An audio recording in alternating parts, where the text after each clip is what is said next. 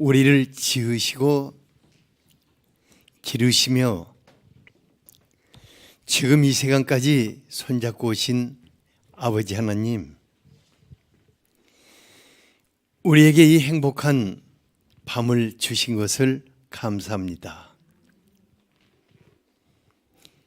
우리에게 독생자를 주신 아버지 하나님, 오늘 이 밤 이곳에 당신의 영으로 충만하게 하시며 오직 이곳을 성령 하나님의 감동 속에 있게 하여 주시옵소서. 성령 하나님, 당신이 얼마나 멋진 분이십니까? 오늘 이 밤 이곳에 오직 사랑하는 아버지로 임하시옵소서. 아버지의 영광을 보게 하여 주시기를 원합니다. 오늘 이 밤 이곳에 부활의 권능으로 계시는 예수 그리스도로 임하시옵소서. 우리가 주님의 영광을 보기를 원합니다. 성령 하나님, 당신이 나의 하나님이 되셔서 말씀하시고 붙드시며 우리가 우리들 자신과 세상을 승리하는 성령의 사람들이 될 수 있기를 원합니다. 4월 첫날 우리 안에 당신의 아름다운 감동이 가득하게 하여 주시옵소서. 예수 그리스도 이름으로 기도하였습니다. 아멘. 사무엘상 17장 41절에서 51절까지 같이 한번 읽죠. 시작. 블레셋 사람이 방패를 든 사람을 앞세우고 다윗에게로 점점 가까이 나아가니라. 그 블레셋 사람이 둘러보다가 다윗을 보고 업신여기니 이는 그가 젊고 붉고 용모가 아름다움이라. 블레셋 사람이 다윗에게 이르되 내가 나를 괴로 여기고 막대기를 가지고 내게 나와왔느냐 하고 그의 신들의 이름으로 다윗을 저주하고, 그 블레셋 사람이 또 다윗에게 이르되 내게로 오라. 내가 내 살을 공중의 새들과 들짐승들에게 주리라 하는지라. 다윗이 블레셋 사람에게 이르되 너는 칼과 창과 단창으로 내게 나아오거니와 나는 만군의 여호와의 이름 곧 내가 모욕하는 이스라엘 군대의 하나님의 이름으로 내게 나아가노라. 오늘 여호와께서 너를 내 손에 넘기시리니 내가 너를 쳐서 내 목을 베고 블레셋 군대의 시체를 오늘 공중의 새와 땅의 들짐승에게 주어 온 땅으로 이스라엘의 하나님이 계신 줄 알게 하겠고, 또 여호와의 구원하심이 칼과 창에 있지 아니함을 이 무리에게 알게 하리라. 전쟁은 여호와께 속한 것인즉 그가 너희를 우리 손에 넘기시리라. 블레셋 사람이 일어나 다윗에게로 마주 가까이 올 때에 다윗이 블레셋 사람을 향하여 빨리 달리며 손을 주머니에 넣어 돌을 가지고 물매로 던져 블레셋 사람의 이마를 치매 돌이 그의 이마에 박히니 땅에 엎드러지니라. 다윗이 이같이 물매와 돌로 블레셋 사람을 이기고 그를 쳐 죽였으나 자기 손에는 칼이 없었더라. 다윗이 달려가서 블레셋 사람을 밟고 그의 칼을 그 칼집에서 빼내어 그 칼로 그를 죽이고 그의 머리를 베니 블레셋 사람들이 자기 용사의 죽음을 보고 도망하는지라. 아멘.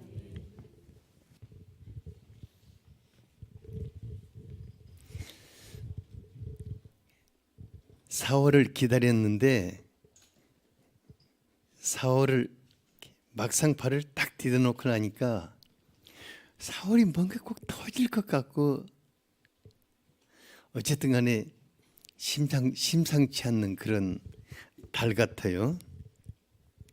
뭐 그렇지만은 이제 우리는 항상 주님과 함께 즐겁고 행복하게 사는 게 우리의 목표이기 때문에 어떻게 해야 그렇게 살 수 있나? 어떻게 해야 여러분들이 4월 한 달 동안 즐겁고 행복하게 살 수 있을까 생각해 보면서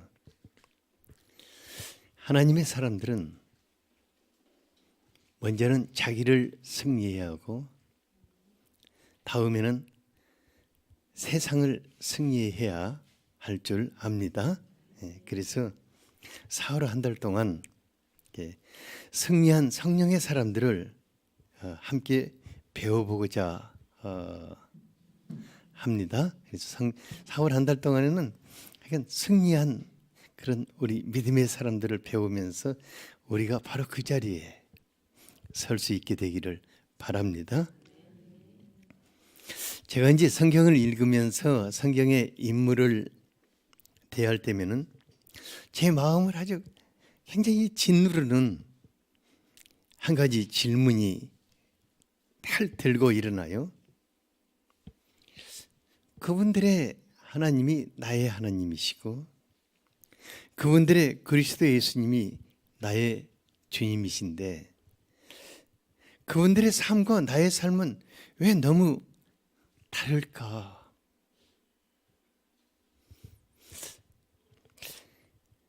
내게는 뭐가 부족할까? 사람이 다를까? 사람이 뭐 항상 다 그렇고 그런 존재들인데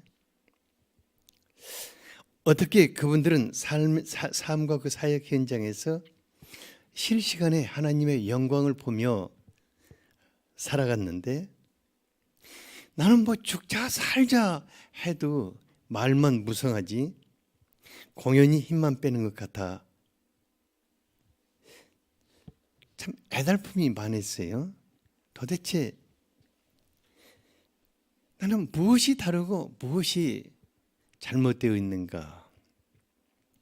이제 꽤 오랜 세월 동안 이 같은 질문들이 풀리고 나의 삶과 사역 현장에서 하나님의 영광이 나타나는 것을 보기를 갈망하며 살아왔어요. 그런데 그 해답이 성령 하나님께 있다는 것을 알게 된 후부터 오직 성령으로 사는 성령의 사람이 되고자 애써왔습니다. 열왕기하 2장 9절에 보면은 엘리야가 승천할 시간이 다가올 때 그를 집요하게 따라잡고 있는 엘리샤에게 하나님께서 나를 지금 내 앞에서 데려가시기 전에 내가 너에게 무엇을 해줄 것인가를 얘기해봐라. 그때 엘리샤가 뭐라고 대답했냐면은 당신의 성령이 하시는 역사가 갑절이나 내게 있게 하소서. 엘리샤는 성령님을 당신의 성령이라고 그랬어요. 그러니까 엘리야의 성령이라고 부른 것입니다. 그러니까 엘리샤의 마음속에는 바로 자기의 스승인 엘리야의 그 성령님이 자기의 성령님이 되기를 간절하게 갈망을 했는데 성령 하나님께서 그의 성령님이 되실 때 그는 그의 소원대로 갑절이나 더 멋진 일들을 하게 되었습니다. 엘리샤뿐만 아니라 성경에 소개되는 모든 하나님의 사람들이 하나님께서 그들에게 보내신 성령님을 자신의 성령님으로 모시고 그분과 함께 행함으로 살아계신 하나님과 예수 그리스도의 영광을 나타내는 삶을 살게 되었습니다. 사흘 한 달 동안 그래서 성경에 소개되는 대표적인 몇 분을 함께 살펴보면서 그분들의 성령님이 나의 성령님이 되기를 갈망할 수 있게 되기를 바랍니다. 그래서 성령님을 나의 성령님, 진주의 성령님이 아니라 나의 성령님 이렇게 아주 다정하게 부를 수 있어야겠습니다. 나의 성령님, 내가 당신을 사랑합니다. 당신은 나의 모든 것입니다. 당신을 기대합니다. 나와 함께 하늘아버지와 그리스도의 영광을 나타내소서. 모든 일 속에서 내 안에 계시는 그분이 나타나기를 갈망하고 간청하게 될 수 있기를 바랍니다. 성령님이 누구의 성령님이라고요? 옆 사람을 쳐다보면서 당신의 성령님이 아니라 나의 성령님입니다. 뭔가 좀 이상할 것 같지만 어쩔 수 없어요. 그 부분에서만큼은. 다윗이 성경에 소개되는 시작은 선지자 사무엘로부터 기름 부으심을 받은 바로 그 후부터였습니다. 사무엘상 16장 13절을 같이 한번 읽어보죠. 시작. 사무엘이 기름 뿔병을 가져다가 그의 형제 중에서 그에게 부었더니 이날 이후로 다윗이 여호와의 영에게 크게 감동되니라. 사무엘이 떠나서 라마로 가니라. 다윗이 사무엘이 다윗에게 기름을 부을 때 다윗이 여호와의 영에 크게 감동되었다고 하였습니다. 이 말은 뭐냐면 성령 하나님께 사로잡힌 사람이 되었다는 것입니다. 그러니까 바로 그 사건이 있은 이후부터 다윗은 성령 하나님께 사로잡힌 하나님의 사람이 되었습니다. 다윗은 자신이 하는 모든 일 속에서 바로 자기와 함께 하시는 그분을 사모하고 그분이 하나님의 영광을 나타내시기를 갈망했어요. 그런데 너무 놀라운 것은 성령님이 다윗을 실망시키지 않으시고 다윗이 가는 곳마다 다윗이 하는 일마다 능력으로 나타나셔서 가장 위대하고 영화로운 왕이 되게 하였습니다. 수많은 애언적인 시편들을 집필하고 또 그는 그리스도의 길을 예비하는 예수님을 다윗의 자손이라고 그랬죠. 그리스도의 길을 예비하는 왕이 되었습니다. 성령님께 사로잡혀 사는 다윗이 나이 어린 소년이었는데 성령님과 함께 놀라운 일들을 많이 했지만 그중에서 오늘은 딱 두 가지만 한번 살펴보고자 합니다. 먼저는 사울왕을 괴롭히는 악령을 내쫓았습니다. 사울왕이 성령에 감동되어 있을 때 그는 크고 놀라운 일들을 하였지만은 그 하나님을 계속해서 거역할 때 성령께서 그를 떠나셨습니다. 그리고 사무엘상 16장 14절에 보면은 여호와의 영이 사울을 떠나갈 때 여호와께서 부르시는 악령이 그를 본받게 한지라고 하였습니다. 악령이 사울을 사로잡힐 때 그때 이후로부터 사울은 완전히 미친 왕이 되어버렸어요. 그러니까 악령이 사울의 인생을 정말 비참하게 파괴시키는 것으로 끌고 다녔습니다. 그래서 그 신하들이 성령에 감동된 소년 다윗을 소개하여 사울 왕 앞에 세웠어요.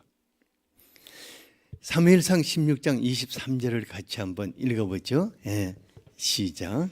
하나님께서 부리시는 악령이 사울에게 이를 때에 다윗이 수금을 들고 와서 손으로 탄즉 사울이 상쾌하여 낫고 악령이 그에게서 떠나더라. 여러분들이 그렇게 되기를 바랍니다. 사울을 붙잡고 있는 악령은 왕의 귀신으로서 아주 스트롱한 헤비급 귀신이었던 것 같아요. 그러니까 이런 귀신을 무당이 내어 쫓으려면은 전국에서 유명한 무당들을 다 불러다가 뭐 천왕신, 용왕신 다 불러들이고 그냥 큰 구판을 벌려야 할 것입니다. 이제 기도원에서 이거 전부를 얘기하는 것 아닙니다. 제가 이제 이따금 기도원에서 치유 사역을 하는 분들을 보면은 자신의 경험과 나름대로 축적된 믿음으로 귀신을 내쫓는 축기 사역을 하는데 참 보기가 약간 민망스럽고 힘들어요.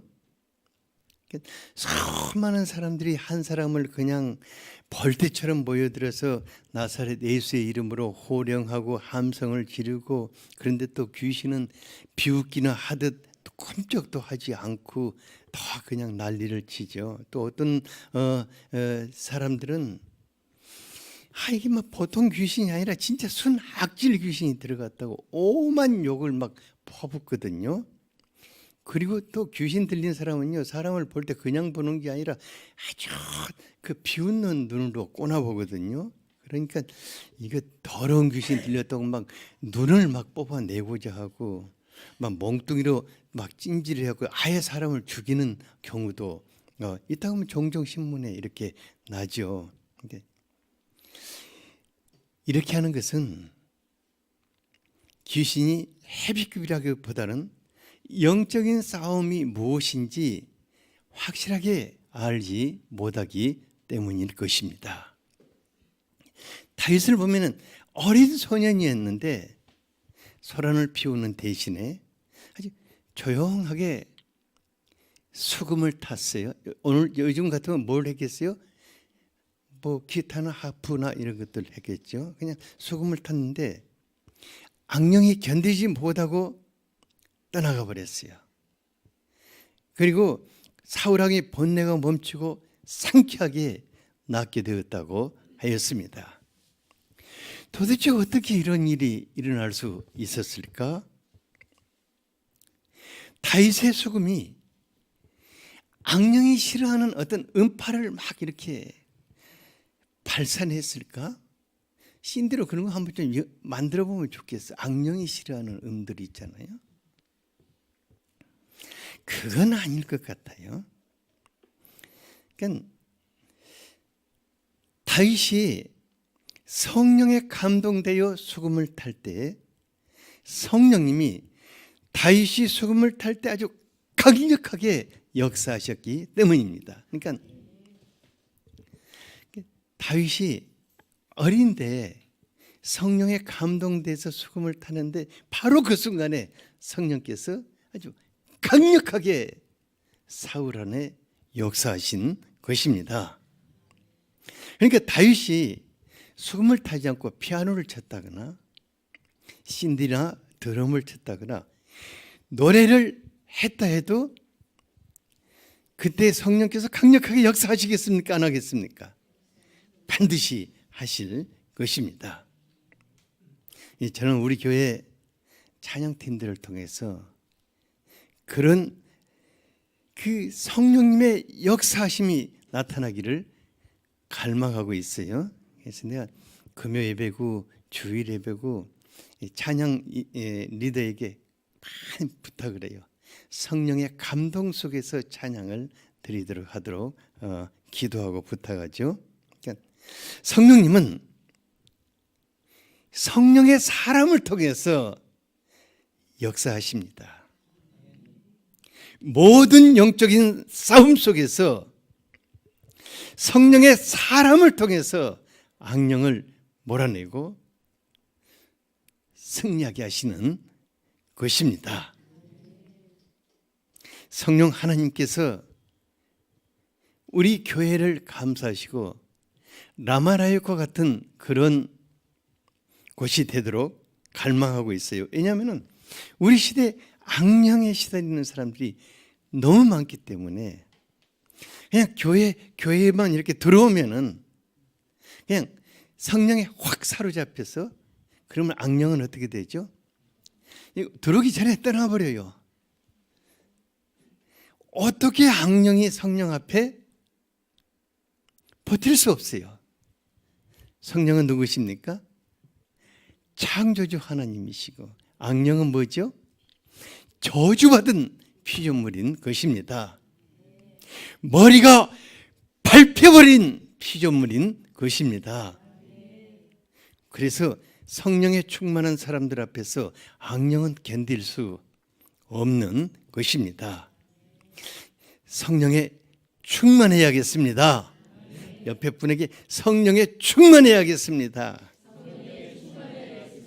그러면 악령은 자연히 떠나갑니다. 저는 여러분들 모두가 악령이 붙잡힌 사람들의 눈만 쳐다봐도 악령이 벌벌 떨고 나가버리면 좋겠어요. 그렇게 되어야 합니다. 둘째로 다윗은 골리앗을 이겼습니다. 소년 다윗이 싸우고자 도전한 골리앗이 어떤 사람이었습니까? 이스라엘과 전쟁하는 블레셋 진영에서 선봉장으로 그 내세운 골리앗이 4절에서 7절 사이에 보면은 키가 한 3m 되는 거인이었어요. 그리고 머리에는 노트구를 썼고 몸에는 비늘 갑옷을 입었는데 그 갑옷의 무게가 무려 60kg가 쌀 한 가마니 갑옷을 지금 쌀 한 가마니 60kg 되나? 어쨌든 60kg 되는 그런 갑옷을 입고 뭐 다리에는 놋 각발을 찾고 어깨 사이에는 놋 단창을 맸는데 이 조그마한 단창을 맸는데 창자로는 배틀 갖고 창날이 7kg나 되는 그런 엄청난 그런 이런 것들을 가볍게 다 메고 있는 게 그리고 골리앗 앞에는 방패를 든 호위병이 서 있었다고 하였습니다. 그러니까 골리앗이 정말 무시무시한 싸움꾼이었어요. 골리앗이 날마다 전쟁터에 나타나서 이스라엘 군대를 막 모독하고 자기와 싸울 자를 내보내라고 그랬어요. 너희들 뭐 싸울 필요 한 사람만 내보내라.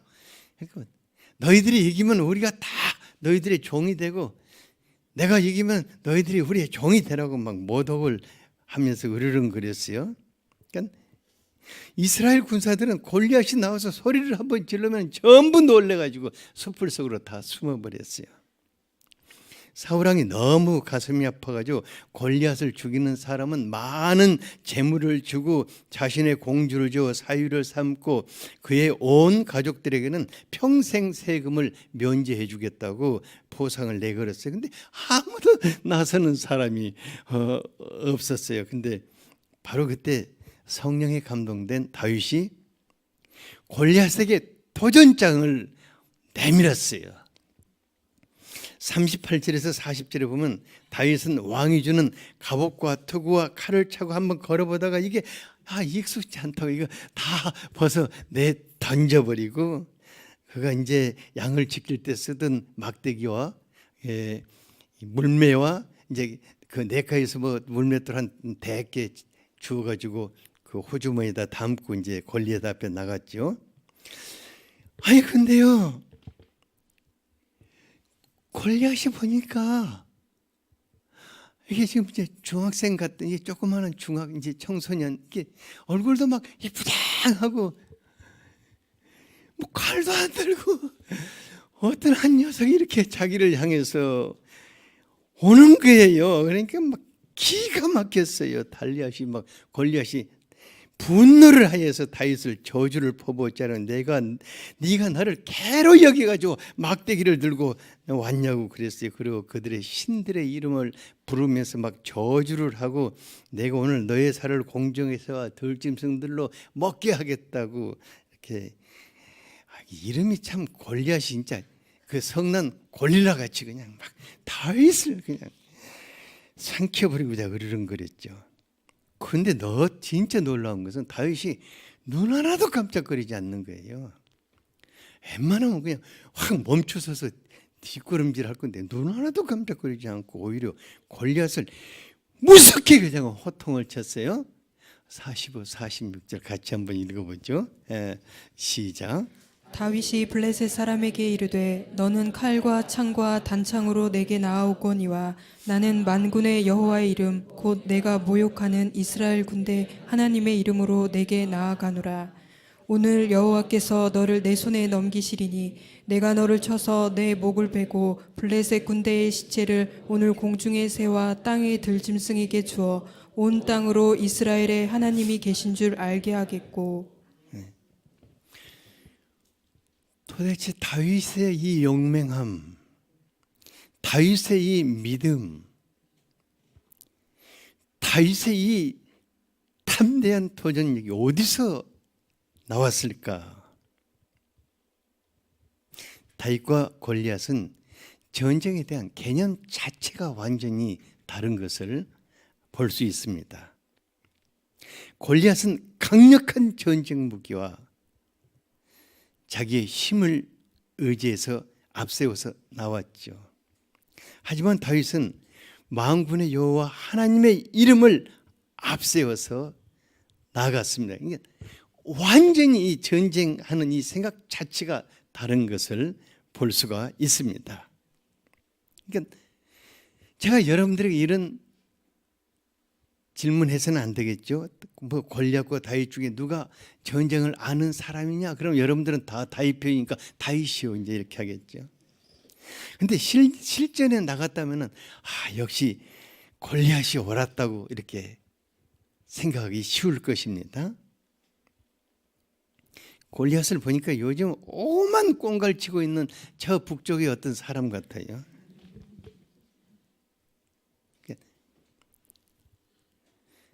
우리의 삶의 현장에 그야말로 중무장한 골리앗과 같은 사람들과 전쟁을 치러야 하는 그런 전쟁터와 같아요. 세상에 우리 교회 식구 같은 사람들만 있다면 얼마나 살기가 쉬울까? 그지? 조현 집사님 그지? 은혜 같은 사람만 옆에 있어도 그지?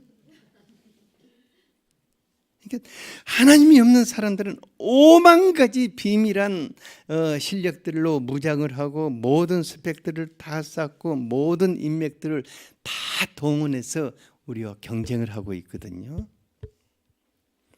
그런데 하나님의 사람들은 그야말로 세상을 몰라도 너무 몰라요. 그들과 어떻게 싸워야 할지도 모르고 뭘 준비해야 하는지도 모르고 나중에 가서 보면은 저 사람은 이렇게 많이 준비했는데 나는 뭘 했나? 겨우 하는 게 그 다윗같이 막대기 하나 하고 물맷돌 하고 뭐 좀 있는 것 그런 것 같지 않아요?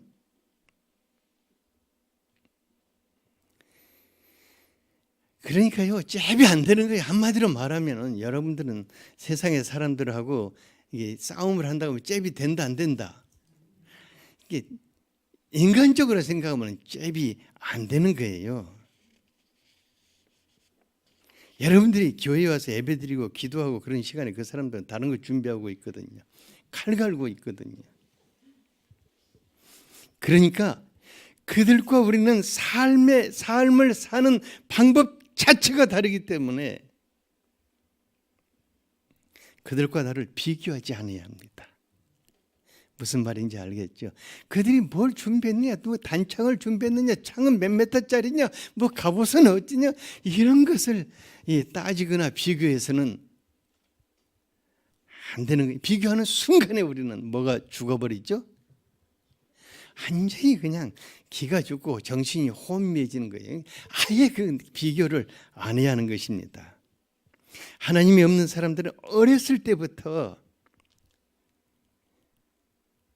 싸우는 법을 많이 부모로부터 터득하거든요.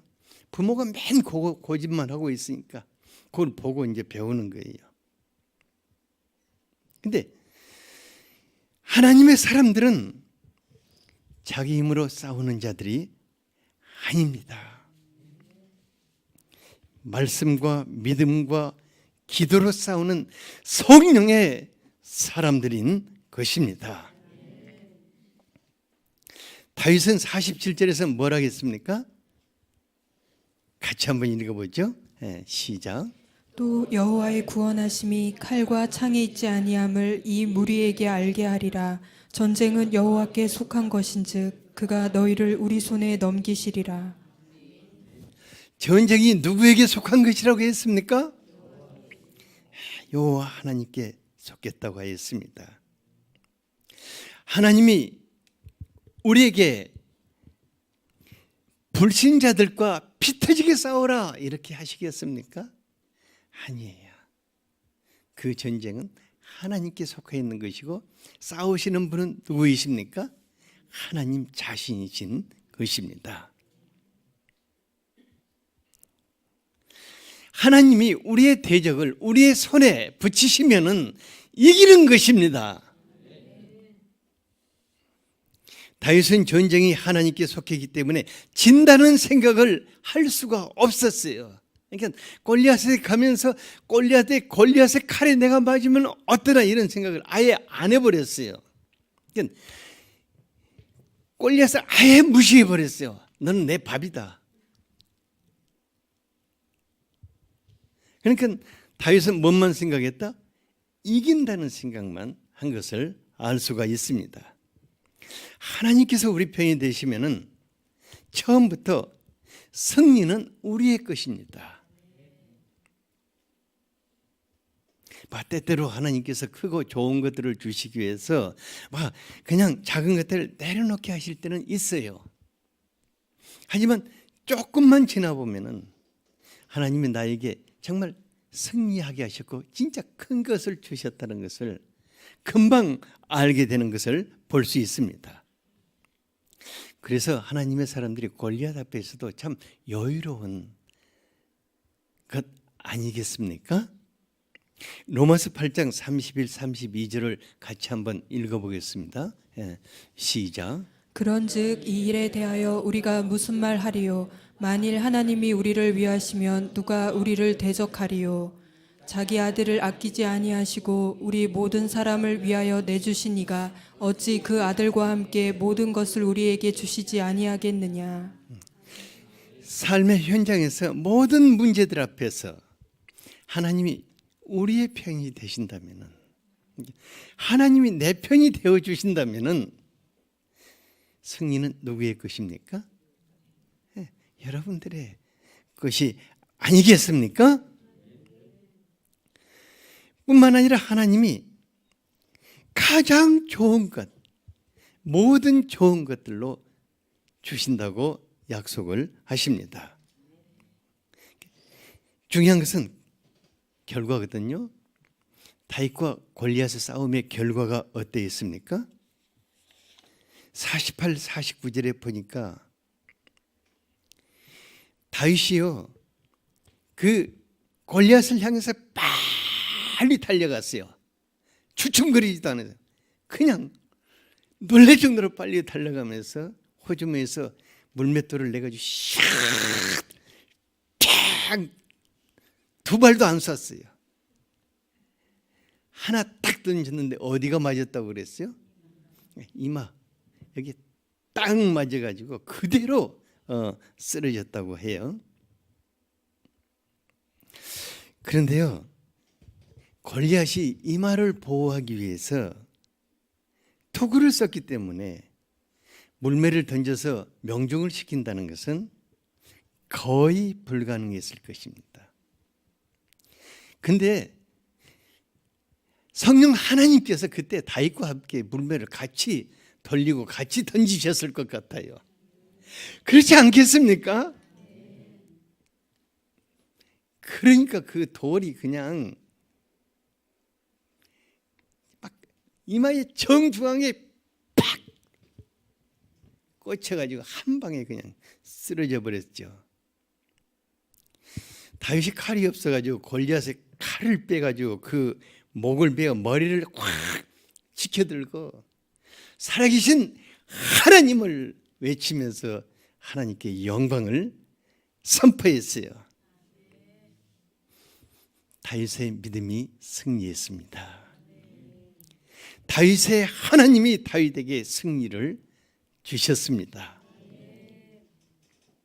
제가 살면서 내 능력 밖에 일들이 이루어지는 것을 볼 때마다 제 속으로 그래요. 진짜 내 실력은 아니다. 그럼 내 실력이 아니라면 도대체 누가 하신 것일까? 그것도 한두 번도 아니고 자꾸만 내 지혜도 아니고 내 능력, 저건 내 지혜도 아니, 나에게서 나간 지혜도 아니고 내 능력도 아닌데, 그렇다면 누가 하시는 일일까? 분명히 나의 성령 하나님이 그런 일을 하시는 줄로 믿습니다. 우리가요 정말 놀라운 시대에 살고 있어요. 지난번에 이제 이세돌 구단과 알파 인공지능인 알파고와 바둑 대결을 하는 거 보니까 이제 우리 시대는 우리 머리로는 살 수 없는 시대다 하는 생각이 들었어요. 근데 어제 이제 신문을 보니까 인공지능으로 박사 논문을 단 몇 초 만에 멋지게 만들어냈다는 기사를 제가 읽으면서 이제 우리 세상에는 공부할 필요도 없고 세상에 어떻게 도대체, 야 창우가 다 때려치고 인공지능한테 좀 부탁해라. 응? 막 머리 깨지게 뭐 박사 논문 쓰고 하지 마라. 이런 세상에서 우리가 무슨 재주로 세상을 승리할 수 할 수 있을까? 하나님의 영으로 사는 자만이 자기를 승리할 수 있고 세상을 승리할 수 있습니다. 우리 안에 계신 그분이 어떤 분이십니까? 이사야서 11장 2절을 같이 한번 읽어보죠. 시작. 그의 위에 여호와의 영 곧 지혜와 총명의 영이요 모략과 재능의 영이요 지식과 여호와를 경외하는 영이 강림하시리니. 우리 시대에 하나님의 지혜와 총명으로 계시는 성령님, 전능자의 지략과 재능과 지식으로 함께 계시는 성령님, 그 성령님으로 사는 성령의 사람이 아니라면은 아무도 세상을 이길 수 없을 것입니다. 세상은 우리보다 더 스피디하게 변해가고 있습니다. 누가 세상을 따라잡을 수 있겠어요? 하지만 세상을 창조하신 그분이 우리 안에 같이 계십니다. 그분으로 사는 사람들은 세상을 승리하게 됩니다. 다윗의 성령 하나님, 나의 성령님이십니다. 다윗에게 승리 주시는 성령님, 내 사는 날 동안 함께 하시면서 승리하는 하나님의 사람들로 살게 하실 것을 확신합니다. 기도하겠습니다. 은혜로우신